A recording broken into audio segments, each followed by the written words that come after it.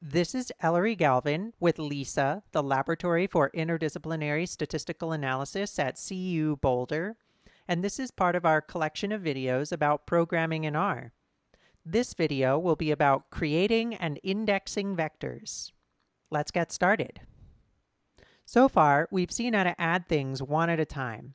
I can do 3 plus 13, 4 plus 14, 5 plus 15, but I had to type each one of those things one at a time. Computers are best when they can perform simple instructions many times on a variety of inputs. And vectors are exactly how we do this. Vectors contain multiple values and allow operations on the whole vector all at once. Vectors contain multiple values and allow operations on the whole vector. Let's see a first example. Suppose that I want to count trees in my neighborhood on 3 plots of land. First, I'll count maple trees. I'll say a variable, maple trees, the assignment operator. I'll type the letter C and then some parentheses, both a left and a right, or an open or a close. And inside, I'll put the arguments 3, 4, 5. It doesn't matter whether I put these spaces here, but including them often makes the program easier to read. Now, this syntax, C with the parentheses, is how you call a function in R. We'll have a dedicated video about how to write functions in R, but for right now, you can think of this as being syntax to memorize. The name of a function, some parentheses, and then the arguments are the things the function operates on. So let's hit enter. We can see up in our environment now that we have a variable called maple trees. It is a numeric variable with indices 1 through 3 and elements 3, 4, and 5.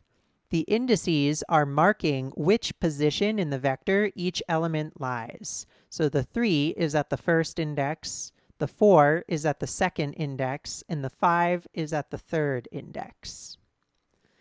If I type maple trees in the console, I can see that R prints 3, 4, 5. And this 1 in brackets here is indicating that the number immediately to the right is at index position 1. If we had a very long vector with thousands of values, we would see these square bracket notations on each line, indicating which index the first number on that line corresponds to.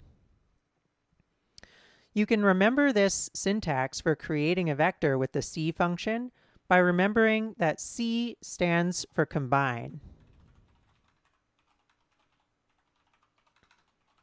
We create vectors with the C function. Let's create another vector for counting oak trees. I'll create a variable, oak trees, an assignment operator, and then use the combine function to do 13, 14, and 15.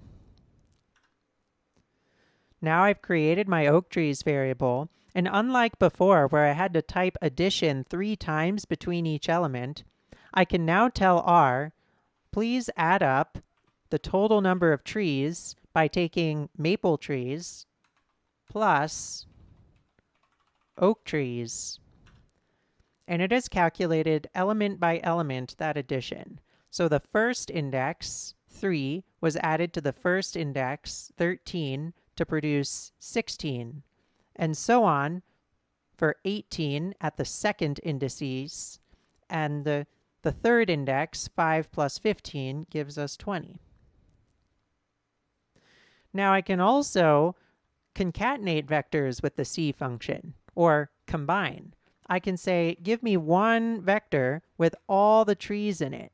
I'll put C and then provide as the first argument maple trees, and as the second argument, oak trees.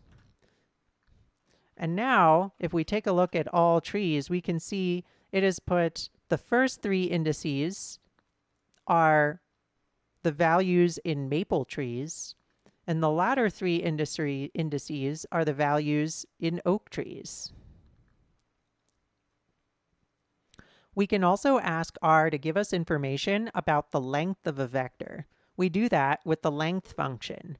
Just like C, we type the name of the function, length, some parentheses, and then we type the name of the variable we wish to find the length of.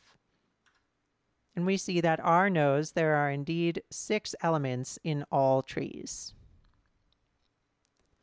So far, everything we've done has been working with doing operations on vectors all at once.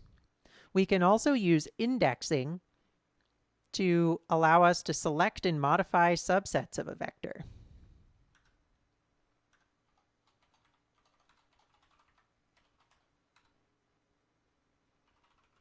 Indexing allows us to select and modify subsets of a vector.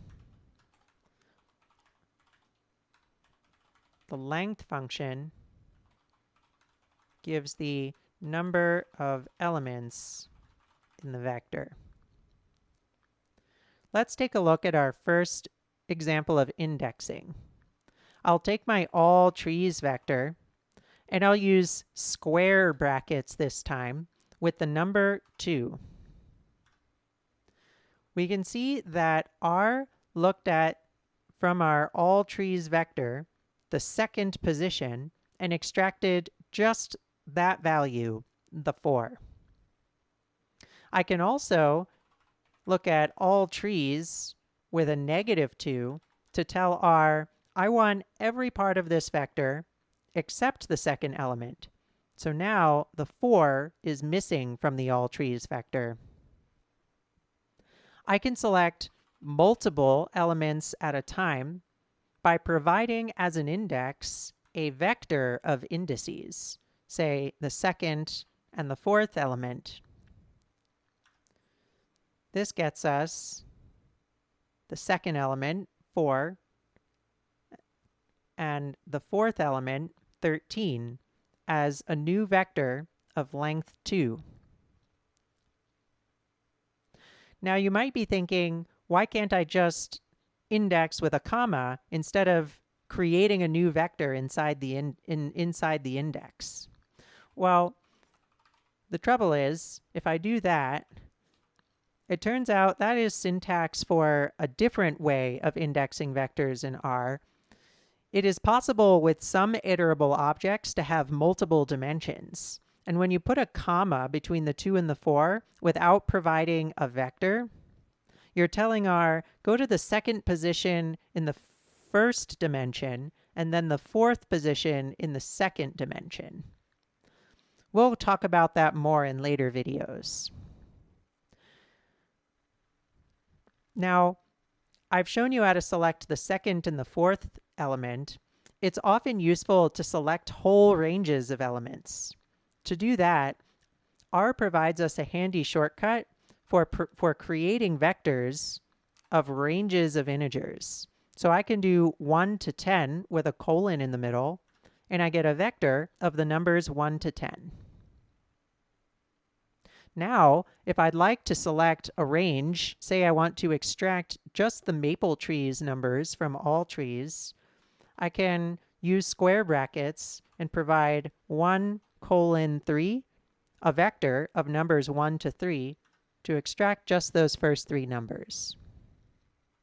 I can also use indexing to assign specific elements to a new value. I can say, assign the value at position 2 in all trees to the number 0. And now, if I look at all trees, I've converted that second element to a 0. Let's do an exercise. In the code chunk below, use indexing and combining to shift the vector called counter to the right, such that the numbers 1 to 9 align with indices 2 to 10, and the number 10 aligns with index 1. If I were to write specifically what this question is asking for, I could create a comment in this code. Comments are indicated with the hashtag sign, and R will ignore everything on the line after the hashtag. I'm trying to turn counter into the vector 10 followed by 1, 2, 3, 4, 5, 6, 7, 8, 9. I'll give you a minute to work on this. Pause the video now, and we'll go over the solution in a minute.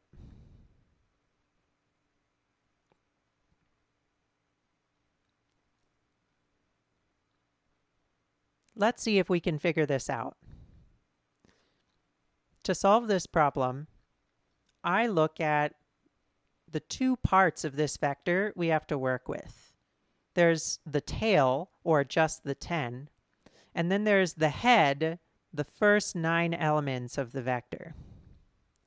Let's extract those parts so I can work with them together. The tail is going to be counter, just the 10th element. And the head is going to be counter, the first 9 elements. Now I need to recombine these such that the tail is at the beginning and the head is at the end. To do that, I can use the combine function, putting tail first and then head next. Let's find out if our code works. There we go.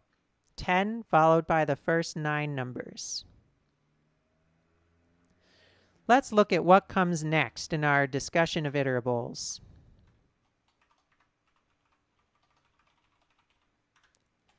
R has lots of different ways of listing things. Vectors provide us a way of collecting a whole bunch of numbers or letters of the same type. But we also have lists, matrices for linear algebra, and arrays that provide multiple dimensions per vectors. We'll talk about each of these in future videos, their differences and the advantages of each. Thanks for joining me.